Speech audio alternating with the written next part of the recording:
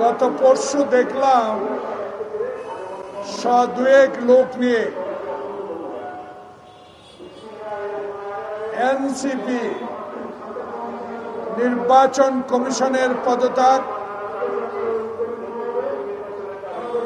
এবং স্থানীয় সরকার নির্বাচনের দাবিতে বিক্ষোভ সমাবেশ করেছে। আবার গত কয়েকদিন ধরে ঢাকা দক্ষিণবাসী তাদের প্রিয় নেতা ইশরাককে আদালতের রায় অনুসারে শপথ বাক্য পাঠ করার জন্য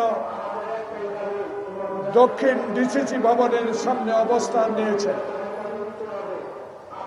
তার কদিন আগ থেকে সবচেয়ে পবিত্র স্থান যে বিশ্ববিদ্যালয় থেকে এই সকল নেতা আমরা লেখাপড়া শিখে আজকে জনসভা করার জন্য আপনাদের সামনে উপস্থিত হয়েছে, সেই বিশ্ববিদ্যালয়ের ছাত্র সাম্য নৃশংসভাবে খুন হয়েছে। ছাত্রদল প্রতিবাদ করে যাচ্ছে।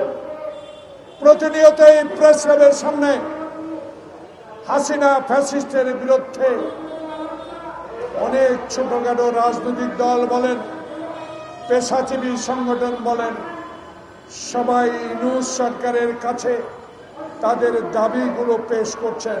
কিন্তু গতকাল আমি বিস্মিত হয়েছি। আপনি নাকি আমি পত্রিকায় দেখেছি, কতটুকু সত্য আমি জানি না, আপনার এনসিসি নেতাকে বলেছেন আমার পদত্যাগ করা ছাড়া কোনো উপায় নাই। কতটুকু সত্য আমি জানি না। আমি ইউটিউব, পত্রিকা, টেলিভিশন, আমার মনটা বড় খারাপ হয়েছে। এই জন্য আপনাকে কি জন্য বসিয়েছিলাম, আপনাকে কেন বসিয়েছিলাম?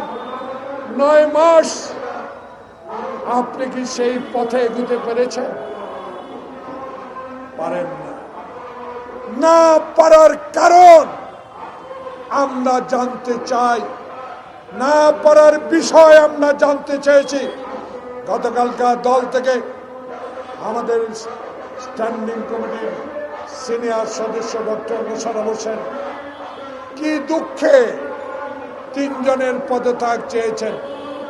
তার দুঃখটা এই, আমরা তো চাই না আপনাদের পদত্যাগ, আমরা তো আপনাদের বসিয়েছিলাম। বাংলাদেশের মানুষ যেই জন্য আন্দোলন করেছে, একটি নির্বাচনের জন্য 9টি মাস অতিবাহিত হলো, কেন এখনো নির্বাচনের ম্যাপ দেওয়া হচ্ছে না?